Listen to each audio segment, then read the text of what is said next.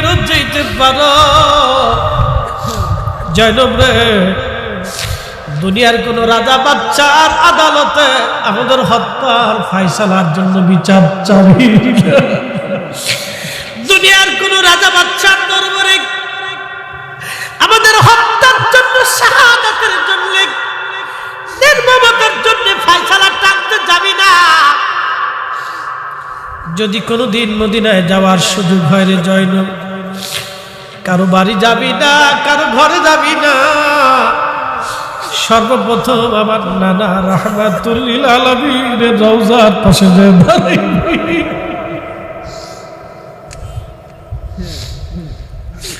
ধীরে ধীরে চালাও ছুরি সীমার আমারি গলায়,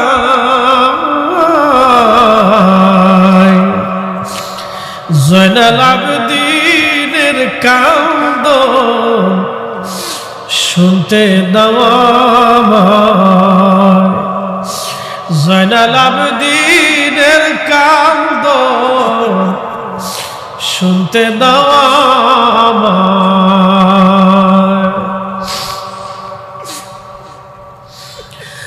সাতক্ষীরাবাসী হযরত ইমাম হুসাইন এই ওসিয়ত করার পরে উনি যুদ্ধের ময়দানে চলে গেলেন। যুদ্ধের ময়দানে চলে যাওয়ার পরে নির্মমভাবে তাকে শহীদ করা হলো। সাতক্ষীরার মুসলমান আজকে শুনে যান, ইমাম ইবনে কাসির আল বাদার মধ্যে লেখেন 133টা তীর পুরো শরীর মুবারক থেকে ঝাঁঝরা করে ফেলেছিল। 21টা বর্ষার আঘাত শরীরের মধ্যে ছিল, 33টা তলোয়ারের আঘাত ওনার শরীরের মধ্যে ছিল। পুরা শরীর মুবারক থেকে ঝাঁঝরা করে ফেলে দেওয়া হয়েছিল। উনি যখন শহীদ হয়ে যান, ওনার দেহ থেকে মাথা মোবারক কেটে আলাদা করে ফেলে দেওয়া হলো। ইমাম ইবনে কাসির আল বাদার মধ্যে বিশুদ্ধ সনদে লেখেন,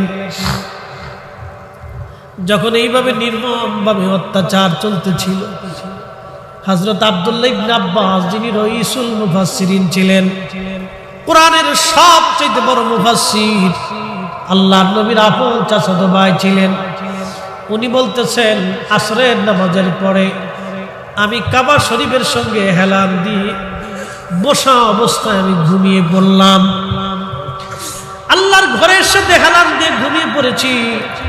স্বপ্নের মধ্যে দেখি আমার পেয়ারা নবীজি কারবালার দিক থেকে জুব্বা মুবারকে ধুলাবালি, দাড়ি চুল মুবারকে ধুলাবালি, হাতের মধ্যে রক্ত গুলি নিয়া নবীজি দৌড়াইয়া দৌড়াইয়া কাঁদতে কাঁদতে কাবা শরীফের দিকে দৌড়াইয়া দৌড়াইয়া নবী আসতেছে। ইবনে আব্বাস বলেন, দুনিয়ার মানুষ স্বপ্নের মধ্যে দৃশ্যখানা দেখে আমি নবীজিকে বললাম, ইয়া রাসূলুল্লাহ, জীবনে কোনোদিন আপনার গায়ে ধুলাবালি দেখি নাই, চুল দাড়ি মুবারক এরকম ধুলাবালি এলোমেলো দেখি নাই, হাতের মধ্যে রক্ত কেন নবীজি? কেঁদে কেঁদে কেন আপনি কাবার দিকে দৌড়ে আসতেছে? আল্লাহর নবী ডাক ডাকা, ইবনে আব্বাস রে, আব্দুল্লাহ রে, মক্কায় খবর দাও, আমার হুসাইন দুনিয়ায় না,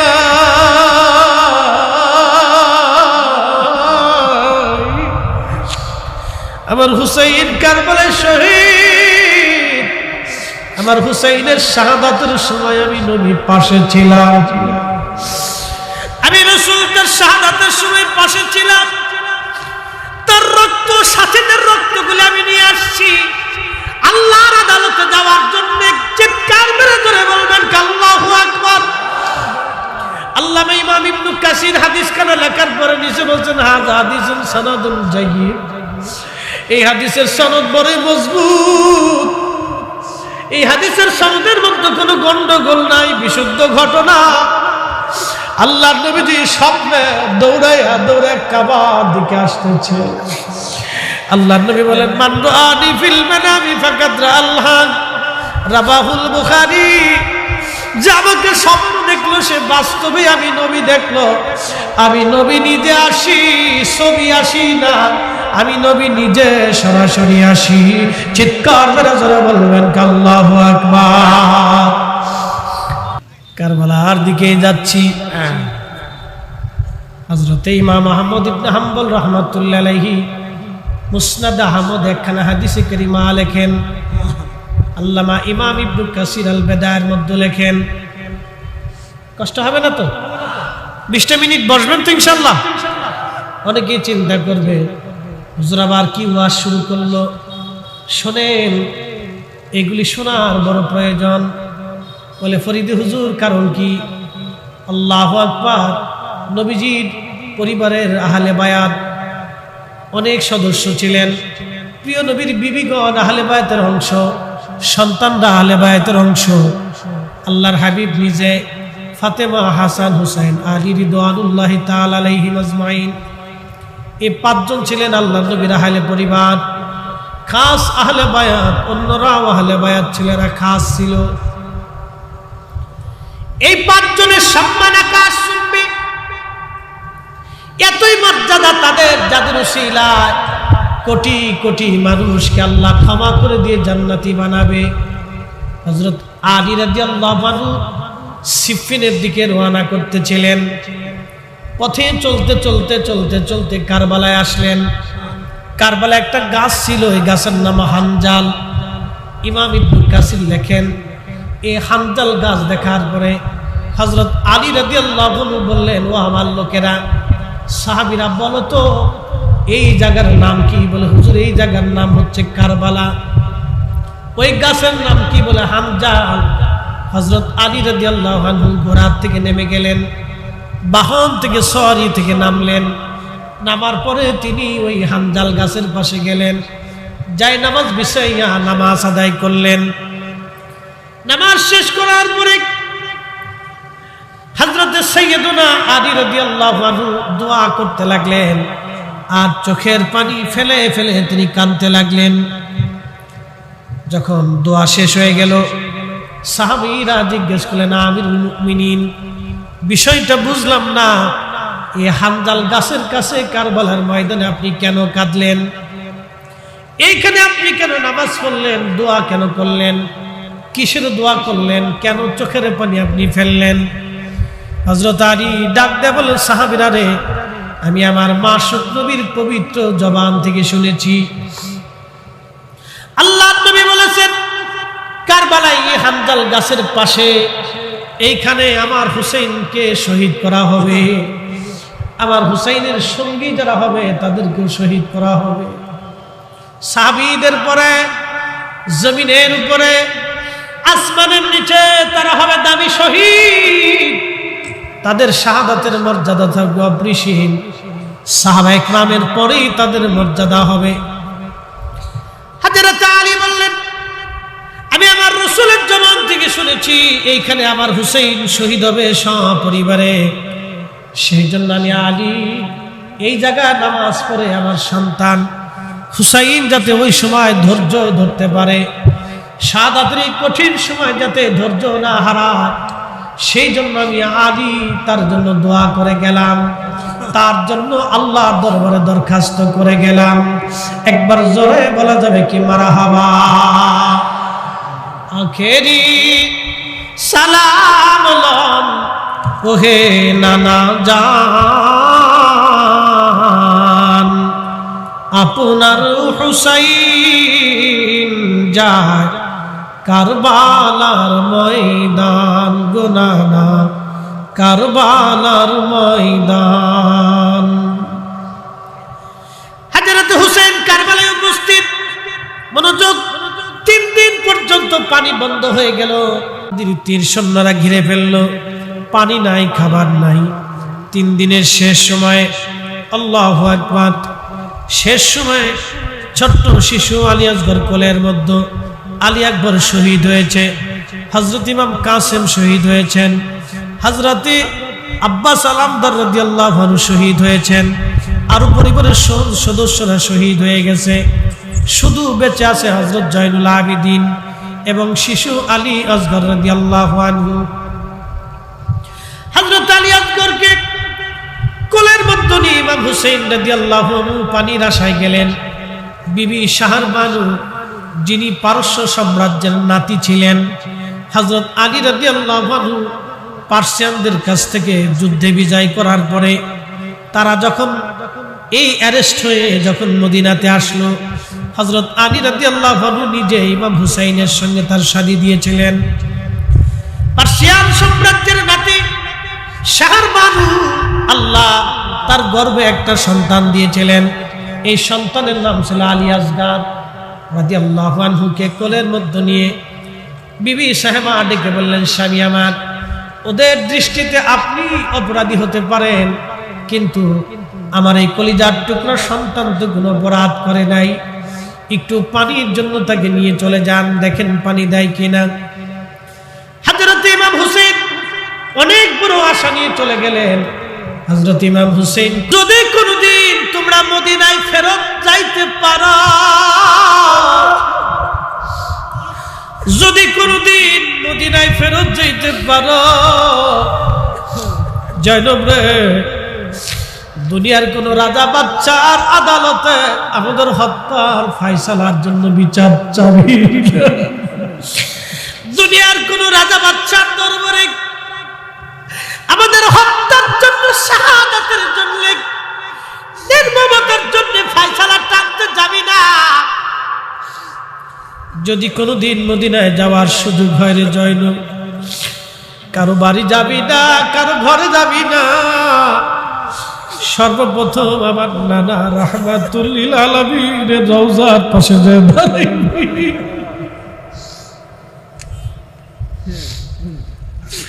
ধীরে ধীরে চালাও ছুরি সীমার আমারি গলায়, জয়নাল আবেদিনের কান্দন শুনতে দাও আমায়, জয়নাল আবেদিনের কান্দন শুনতে দাও আমায়।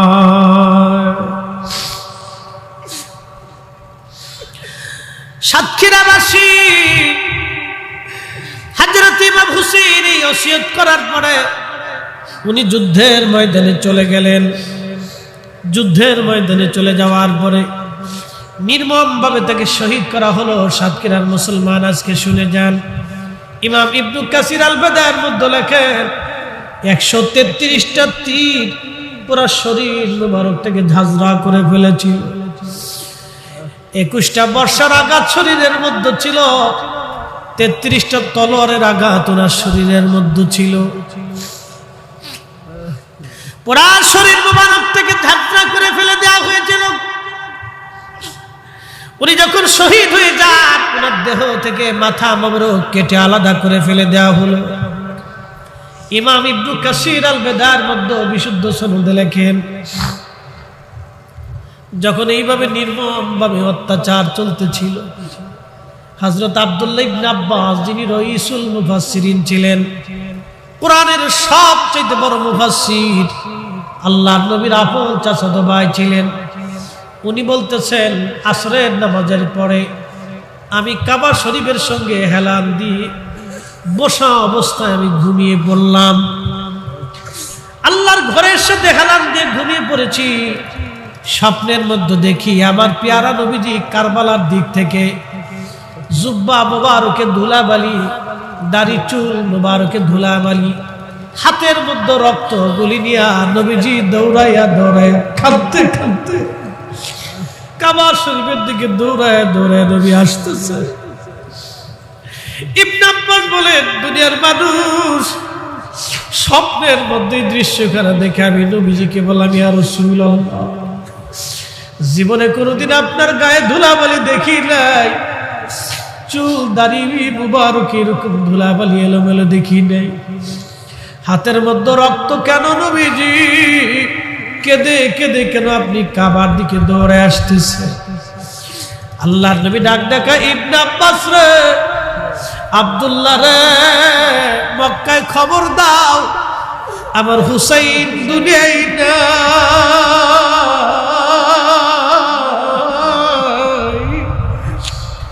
আমার হুসাইন কারবালায় শহীদ, আমার হুসাইনের শাহাদাতের সময় আমি নবীর পাশে ছিলাম। আমি রাসূল তার শাহাদাতের সময় পাশে ছিলাম। তার রক্ত, সাথীদের রক্তগুলো আমি নিয়ে আসছি আল্লাহর আদালতে যাওয়ার জন্য। চিৎকার মেরে জোরে বলবেন আল্লাহু আকবার। আল্লামা ইমাম ইবনে কাসির হাদিস খানা লেখার পরে নিচে বলছেন হাযা হাদিসুন সানাদুন জাইয়্যিদ। এই হাদিসের সনদ বড় মজবুত।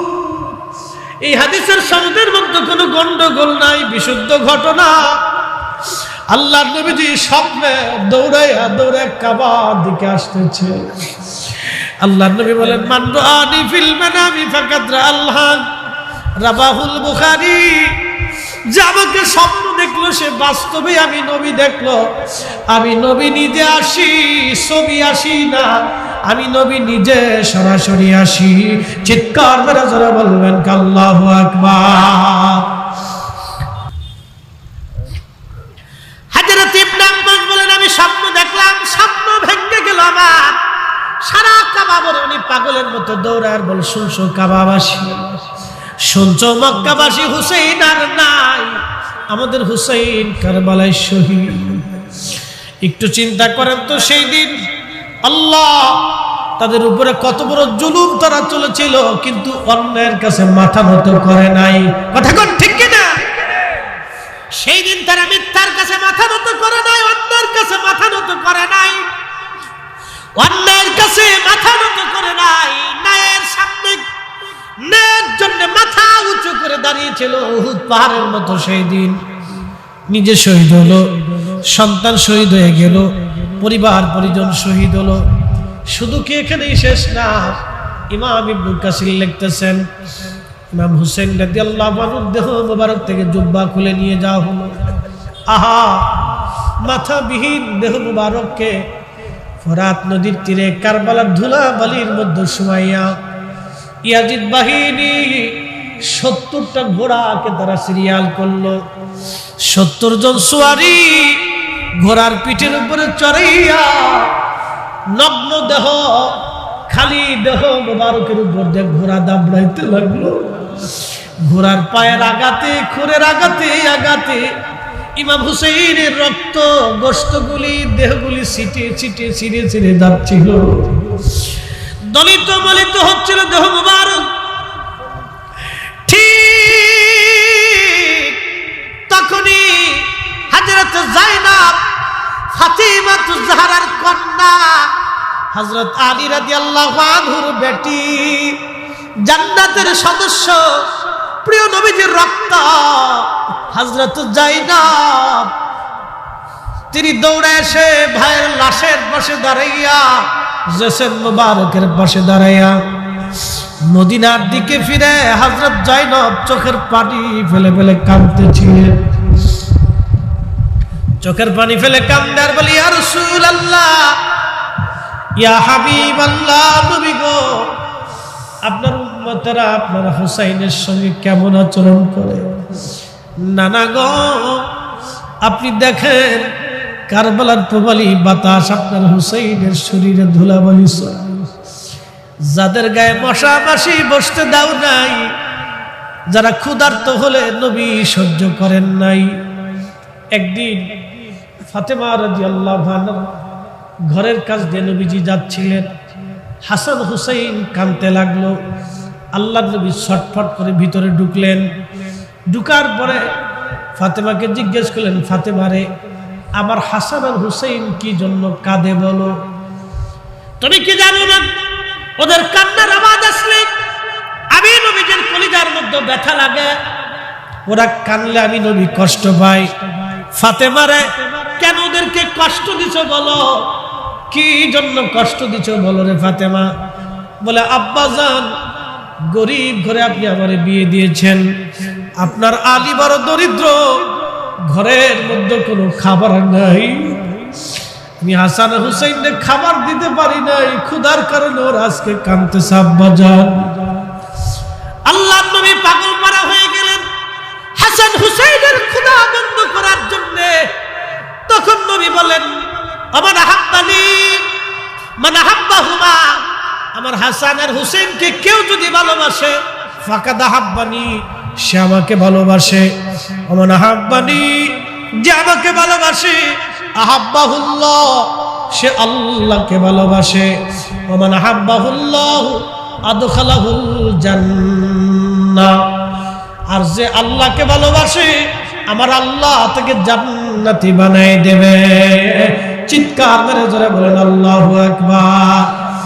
বলবেন হুজুর 1450 বছর পরে ওনাদের ওয়াজ শুনে আমাদের কি লাভ হবে? আল্লাহর কসম করে বলি, আওলাদের রাসূলের করুণ কষ্টের কথাগুলি শোনার পরে যাদের চোখ বেয়ে একটু পানি বের হয়েছে, এই পানির উসিলা বান্দার জীবনের গুনাহ মাফ হয়ে যাবে। প্রতিটা নারী কুকুরকে পানি পান করানোর কারণে যদি জান্নাতে যাইতে পারে, আহলে বাইত রাসূলের প্রেমে চোখের পানি পড়লে আমাদের গুনাহ মাফ হবে। কথা বলেন ঠিক কিনা? আহলে বাইত রাসূলের মহব্বতে আমাদের চোখের পানি পড়লে আমাদেরও ক্ষমা হবে, আমাদেরও ক্ষমা হবে, আমাদেরও ক্ষমা হবে, আমাদেরও ক্ষমা হবে। শ্রেষ্ঠ নবী দিলাম রে তরিয়ে নিতে রোজা শরীক, শ্রেষ্ঠ নবী দিলাম রে তরিয়ে নিতে রোজা শরীক, পথ না ভুলি তাই তো দিলে পাক কুরআনের বাণী, খুদা তোমার মেহেরবানি। ঠিক কিনা? সুন্দর ফুল সুন্দর ফল মিঠা নদীর পানি, খুদা তোমার মেহেরবানি। কোরআনে আল্লাহ বলতেছেন, কুল ইন কুনতুম তুহিব্বুনাল্লাহ ফাত্তাবিউনি ইউহিব্বুকুমুল্লাহ।